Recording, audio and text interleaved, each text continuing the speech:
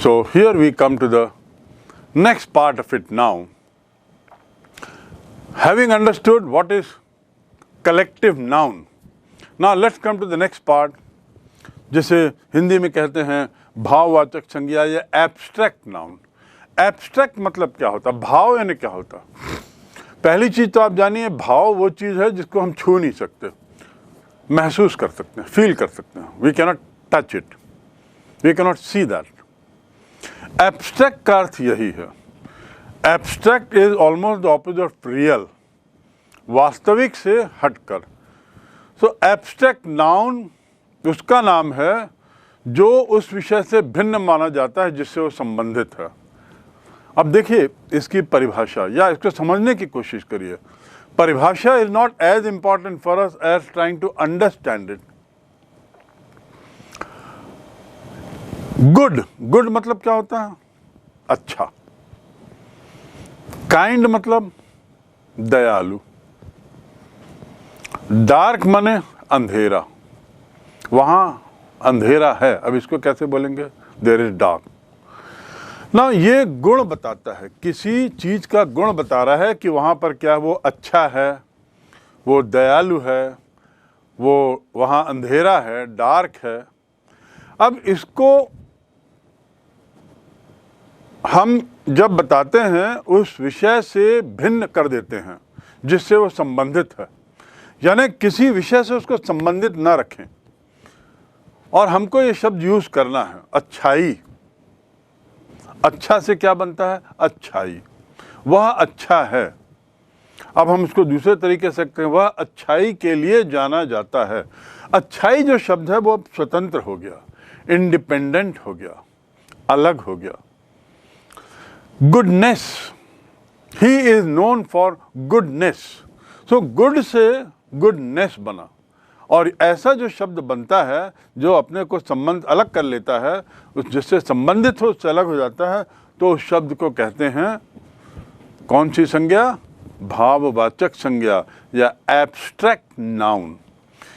Goodness को हम छू नहीं सकते, गुडनेस को हम देख नहीं सकते, किसी की अच्छाई को हमारी आंखों में अच्छाई चीज दिखाई नहीं देती। ऐसी काइंडनेस, दया, वह दयालु है, ही इज काइंड।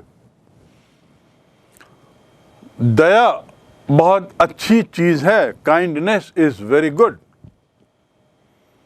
तो ये जो kindness, goodness, darkness, hardness, brightness, ये सब क्या है? गुण बताने, गुण से अलग हो गए हैं तो गुण के शब्द क्वालिटी बताते हैं। क्या बताते हैं? क्वालिटी। लेकिन उससे अलग हो गए हम।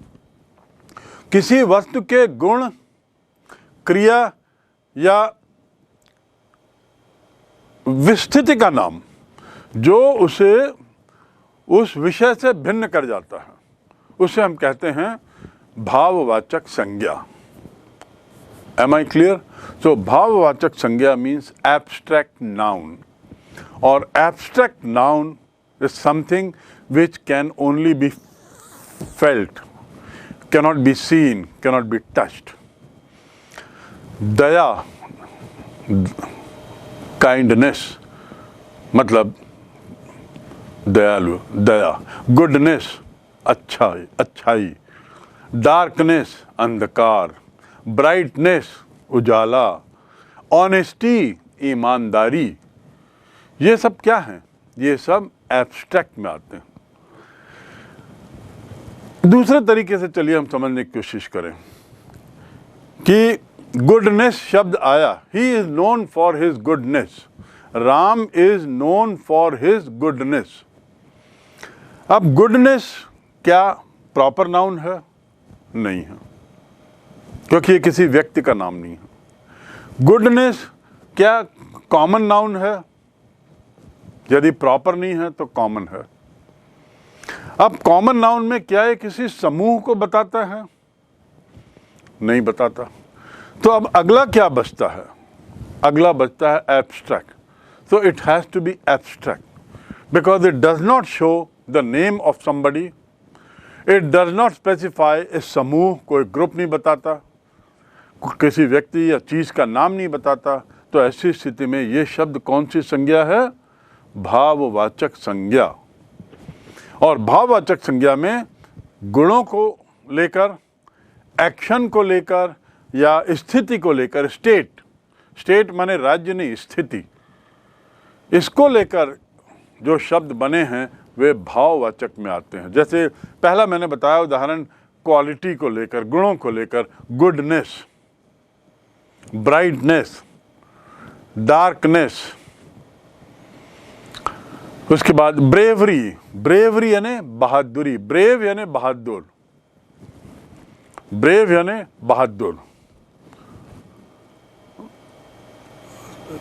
They fought the battle bravely. They were very brave. Rani Jhansi was a very brave queen. Jhansi, Rani of Jhansi was a very brave queen. तो यहाँ brave का अनुवाद क्या होगा? बहादुर। और भाववाचक संज्ञा क्या होगा? बहादुर से भाववाचक संज्ञा क्या बनेगी? बहादुरी। ईमानदार से भाववाचक संज्ञा क्या बनेगी? ईमानदारी। वाइज, बुद्धिमान से भाववाचक संज्ञा क्या बनेगी? बुद्धिमानी। ब्रेव से ब्रेवरी। काइंड से काइंडनेस। ये सब गुण हैं। काइंड इज गुण, एक क्वालिटी है। बहादुरी एक क्वालिटी है। ये जो क्वालिटी से जो शब्द होते हैं वो भाववाचक संज्ञा का हिस्सा। ऐसे ही एक्शन से भी बनते हैं। Abstract noun words are formed out of words related to action. Action क्या है? चुराना। चुराना को क्या बोलते हैं? To steal. अब थेफ्ट, चोरी, चोरी करना नहीं, चोरी। चोरी एक संज्ञा है। कौन सी संज्ञा हुई है? Theft, THEFT। Bombay is notorious for theft. Bombay is notorious for theft. Bombay जो है वह चोरी के लिए बदनाम है। नटोरियस मतलब बदनाम। नटोरियस माने बदनाम। तो थेफ्ट क्या हुआ? चोरी। एक्शन से, चोरी करने के एक्शन से शब्द बना है जो चोरी, और उससे अंग्रेजी में चोरी के लिए क्या है? थेफ्ट। ऐसे ही लाफ, टू लाफ यानी हंसना। आपने सुना होगा, प्रोग्राम आता है टीवी में, लाफ्टर। लाफ्टर का प्रोग्राम आता है, उसके शीर्षक में भी लाफ्टर है। तो लाफ्टर मतलब हंसी। हंसना से बना हंसी। चोरी करना से बना चोरी। चलना से बना मूवमेंट। मूव से बना मूवमेंट। मूव यानी चलना, हिलना। The earth did not move an inch. धरती नहीं हिली। The table has moved 5 feet। Move करना मतलब कि हिलाना, और उससे बना है मूवमेंट। क्या बना है? मूवमेंट। तो एक्शन से बनने वाले शब्द ही कुछ ऐसे हैं जो भाववाचक संज्ञा में आते हैं, और उसमें हम ले सकते हैं लाफ्टर, थेफ्ट, मूवमेंट, जजमेंट। जज करना मतलब न्याय देना। जज करना माने न्याय देना, और उससे न्याय, न्याय के लिए क्या है? जजमेंट। तो न्याय क्या है? संज्ञा है। हंसी क्या है? संज्ञा है। उसके बाद चोरी क्या है? संज्ञा है। पर कौन सी संज्ञा? भाववाचक संज्ञा, एब्स्ट्रैक्ट नाउन। नफरत करना। नफरत करने के लिए क्या शब्द है अंग्रेजी में? To hate. टू हेट माने नफरत करना। हेट्रेड बना है उससे अंग्रेजी में, hatred. We should not have hatred towards anyone. We should not have hatred towards anyone. right? In the class, nobody should have hatred towards anyone. Hatred माने नफरत. Hatred माने नफरत. नफरत क्या है? नाउन है, संज्ञा है. तो संज्ञा है तो उसमें कौन सी संज्ञा है? व्यक्तिवाचक तो नहीं हो सकती, क्योंकि ये न किसी वस्तु को बता रहा है, न किसी पदार्थ को बता रहा है, न किसी व्यक्ति को बता रहा है. तो हेट्रेड कॉमन नाउन हुआ. कॉमन नाउन में ये कोई जाति को तो बता नहीं रहा है, तो जाति को नहीं बता रहा है तो कलेक्टिव नहीं होगा. तो फिर क्या है? Abstract noun. इस तरीके से भी आप आंसर तक पहुंच सकते हैं. एब्स्ट्रैक्ट नाउन की थर्ड एंड लास्ट कैटेगरी जो है वो है कंडीशन को लेकर, स्थिति को लेकर. पहला तो क्वालिटी वाले शब्दों से बनता है, पहली श्रेणी जो मैंने बताई. दूसरी श्रेणी जो एक्शन वाले शब्दों से बनती है, एक्शन से जुड़े हुए शब्दों से. और तीसरी श्रेणी जो है वो स्थिति से बनती है. स्थिति में कैसा? चाइल्डहुड, बचपना या बचपन, चाइल्डहुड. बॉयहुड, बॉयहुड मतलब लड़कपन. यूथ, जवानी. स्लेवरी, गुलामी. स्लीप क्रिया है, स्लीप क्रिया है. टू स्लीप माने सोना. लेकिन उसको हम एब्स्ट्रैक्ट नाउन कैसे बनाएं? नींद के लिए क्या शब्द अंग्रेजी में? स्लीप ही है. सोना के लिए भी स्लीप है और नींद के लिए भी स्लीप ही है शब्द. इस प्रकार अंग्रेजी और हिंदी में अंतर आ रहा है. आपने हिंदी में पूरी नाउन पढ़ी है, अंग्रेजी में कुछ और बातें आपको जानने की जरूरत है. So we have learned these types of nouns and here we learned sleep. Sleep is also a noun, abstract noun, and sleep is also a verb. लेकिन वर्ब के रूप में जब हम स्लीप को लिखेंगे तो उसके पहले हम टू लगाते हैं. हर क्रिया शब्द के पहले अंग्रेजी में टू लगाते हैं. टू गो माने जाना. गो यानी जाना नहीं, टू गो यानी जाना. तो ऐसे टू स्लीप यानी सोना, और केवल स्लीप माने नींद. सिकनेस माने बीमारी. डाई माने टू डाई, मरना. और मृत्यु के लिए क्या शब्द है? टू डाई यानी मरना, तो मृत्यु के लिए होगा डेथ. तो डेथ व्यक्तिगत, डेथ नाउन है, इसमें तो कोई शंका नहीं है. डेथ के नाउन होने में कोई शंका तो नहीं है. सवाल यह है ये कौन सा नाउन है? व्यक्तिवाचक हो नहीं सकता, प्रॉपर नाउन नहीं है. Again it is not a collective noun. It may be a common noun, it is a common noun, but not a collective noun, so it has to be abstract noun. So हम ये कह सकते हैं कि death is गरीबी, poverty. Many African countries, many countries of Africa are facing poverty. Some states of India are known for poverty. Many people are below the poverty line in India. Many people are below the poverty line in India. Or many people in India are still below the poverty line. Poverty माने गरीबी, line माने रेखा. Poverty line यानी गरीबी रेखा से नीचे हैं.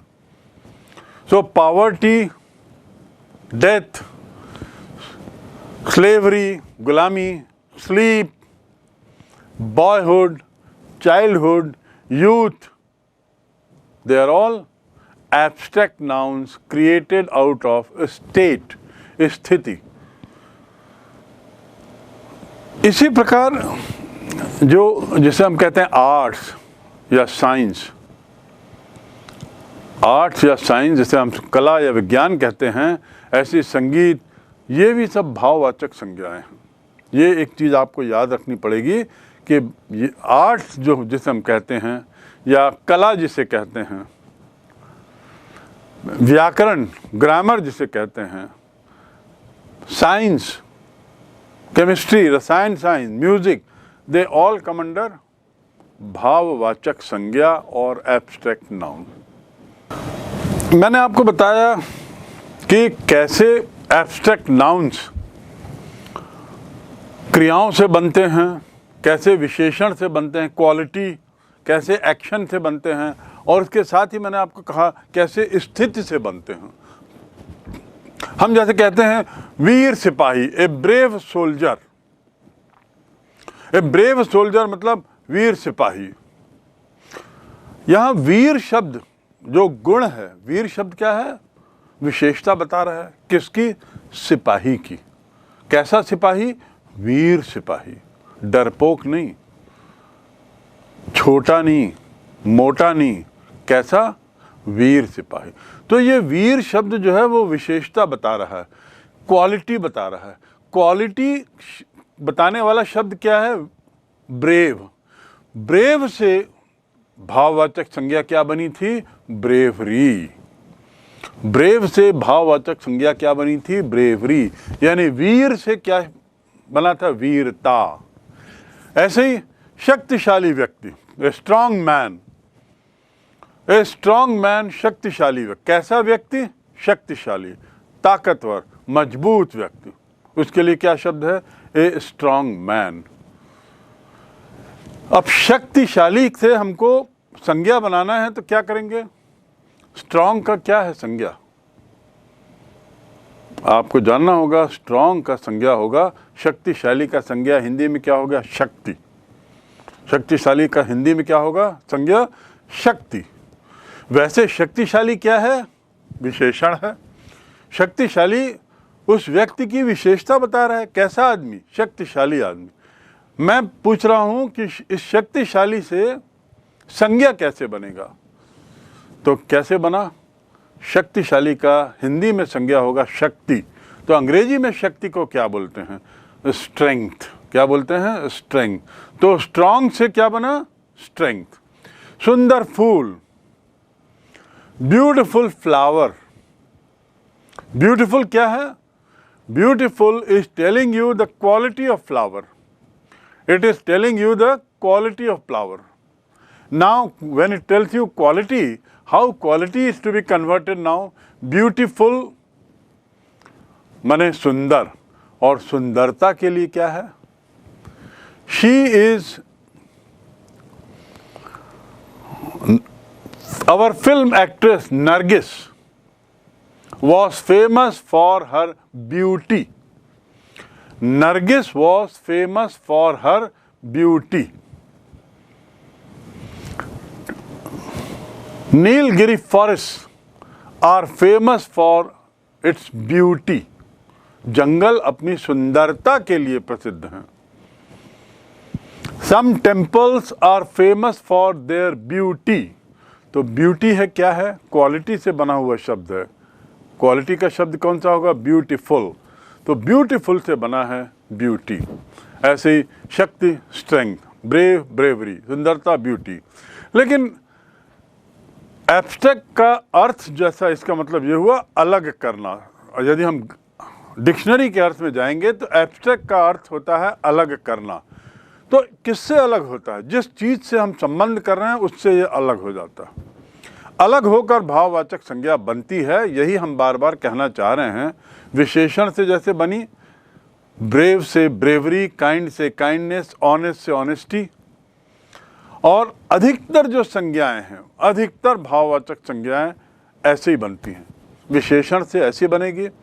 अब क्रियाओं से कैसे बनती है? क्रियाओं से मैंने बताया शुरू में, स्लीप का स्लीप बना. टू स्लीप क्रिया थी और शब्द क्या बना? स्लीप ही रहा. ऐसे ही टू जज से क्या बनना था? टू जज से जजमेंट.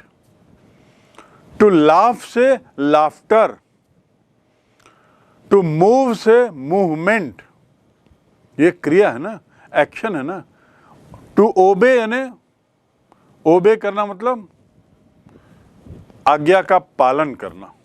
ओबे करना यानी पालन करना. और पालन के लिए क्या शब्द होगा? ओबीडियंस. ओबीडियंस. टू ग्रो यानी बढ़ना. ग्रो से क्या संज्ञा बनेगी? हिंदी में क्या बनेगा ग्रो से? वार्धक्य। क्या बनेगा? वार्धक्य, विकास। अंग्रेजी में उसके लिए क्या शब्द होगा? ग्रो से बना है ग्रोथ, GROWTH, ग्रोथ। तो इस प्रकार हम देखते हैं कि कैसे एब्स्ट्रैक्ट नाउन्स तीन तरीके के शब्दों से बनते हैं, विशेषणों से, क्रियाओं से और स्थिति से। और स्थिति का मतलब क्या है? स्थिति का मतलब है किस स्टेज में हो। बचपन में हो तो, यदि छोटे हो तो बचपन, यदि लड़कों की उम्र के हो तो लड़कपन, यदि युवा हो तो युवा, युवक हो तो युवा। तो उससे भी जो जैसे शब्द बने, मैंने बताया आपको, चाइल्ड से childhood, boy boyhood, slave slavery. Have you understood this? So this is the way the nouns are have types. Now let us come to some other part of it. There is another way of describing the types of nouns. Noun को बताने के लिए कुछ और भी दूसरा भी तरीका है। नाउन का वर्गीकरण करने के लिए एक दूसरा तरीका भी है, और वो है गिनती के आधार पे। गिना जा सकता है या नहीं गिना जा सकता है, काउंटेबल और नॉन काउंटेबल, काउंटेबल या नॉन काउंटेबल और अनकाउंटेबल। तो this is another way of dividing different types of nouns through counting, countable और अनकाउंटेबल। काउंटेबल नाउन्स वे हैं जिनकी हम गिन सकते हैं, वी कैन काउंट। बड़ा सिंपल परिभाषा, जिसे हम गिन सकें वो काउंटेबल नाउन। पहली परिभाषा क्या थी? शुरू में मैंने क्या बताया था कि नाउन उसे कहते हैं जो किसी व्यक्ति के लिए, जाति के लिए, किसी पदार्थ के लिए, इसके लिए उपयोग करते हैं। अब यहाँ पर उससे हटकर अब हम एक अलग परिभाषा दे रहे हैं, जिसे गिन सकते हैं वो नाउन है, काउंटेबल नाउन है। और काउंटेबल नाउन का अर्थ जैसे गिन सकते हैं, हम कॉपी बुक गिन सकते हैं, हम एप्पल गिन सकते हैं, टेबल गिन सकते हैं, व्यक्तियों की संख्या गिन सकते हैं, सामान जो रखा है उसे गिन सकते हैं, एनिमल्स को, जिसको भी हम गिन सकते हैं। Anything that we can count is countable noun. And uncountable noun, anything that we cannot count, जिसे हम गिन नहीं सकते, वो uncountable noun कहलाता है। व्यक्ति तो है ही, पदार्थ तो रहेगा ही, वस्तु रहेगा ही। अब इसमें दो तरीके कर दिए गए हैं, काउंटेबल और अनकाउंटेबल। संज्ञा is definitely, noun is definitely name of a person or an article or a thing, definitely. But now we have divided that into another way, countable and uncountable. Countable nouns we have discussed. Uncountable में क्या आता है? ऐसा पदार्थ, ऐसी वस्तु, ऐसी चीज जिसे गिना ना जा सके। हवा को गिन सकते हैं क्या? Can we count the air? No. अच्छा, इसके बाद कैन वी काउंट से फॉर एग्जाम्पल ऑनेस्टी, ईमानदारी को गिन सकते हैं क्या? बहादुरी को गिन सकते हैं क्या? ये नाउन तो हैं, पर ऐसे नाउन हैं जिसे गिना नहीं जा सकता, ऐसे अनकाउंटेबल। शुगर, आप सोच रहे होंगे शुगर को तो गिना जा सकता है एक एक एक एक करके, but that is impossible, next to impossible. So sugar also, ऐसी चीज़ें जिसको काउंट करना असंभव है, भले ही आपको लगता हो एक एक चीज़ हटा के गिन सकते हो, उसे भी अनकाउंटेबल मान लो। जैसे शुगर का मैंने कहा, sugar is uncountable, milk is uncountable, milk को गिन नहीं सकते। 1 लीटर, 2 लीटर, 3 लीटर अलग चीज़ है, पर मिल्क को ऐसा आप गिन नहीं सकते। Oil, sugar, honesty. आप दूसरे शब्दों में ये भी कह सकते हैं कि जो निर्जीव वस्तु हैं, गणतीय संज्ञाओं के बहुवचन रूप होते हैं। ऐसे भी आप देख सकते हो कि जो काउंटेबल हैं उनका प्लूरल बनता है। जो काउंटेबल शब्द हैं उनके प्लूरल बनते हैं। बुक का क्या होगा? बुक्स। पेन का क्या होगा? पेन्स। टेबल का टेबल्स। पर्सन का पर्सन्स। सिस्टर का सिस्टर्स। लेकिन जो अनकाउंटेबल है उसका बहुवचन नहीं बनता। आपने सुना है क्या? एयर का एयर्स, मिल्क का मिल्क्स, गोल्ड का गोल्ड्स, ऑनेस्टी का ऑनेस्टीज, ये नहीं होता। तो एक बहुत समझने की चीज है कि अनकाउंटेबल थिंग्स, जब उसे काउंट ही नहीं किया जा सकता तो बहुवचन एक वचन का उसमें सवाल ही नहीं उठता। जिसे गिना ही नहीं जा सकता तो हम कैसे जाना वो एक से ज्यादा है या कम है? तो वो जैसा है उसे हम अनकाउंटेबल में गिनते हैं और वैसा ही रखते हैं, उसमें एस नहीं लगाते। लेकिन काउंटेबल में यदि एक वचन है तो बुक बोलेंगे, पेन बोलेंगे, मैन बोलेंगे, टेबल बोलेंगे, कॉपी बोलेंगे, कार बोलेंगे। और बहुवचन यदि है तो उसमें एस लगा देंगे। Very simple. So this is another way of creating parts, two ways. वर्गीकरण किस आधार पे? गिनती के आधार पे। संज्ञा का वर्गीकरण, काउंटेबल और अनकाउंटेबल।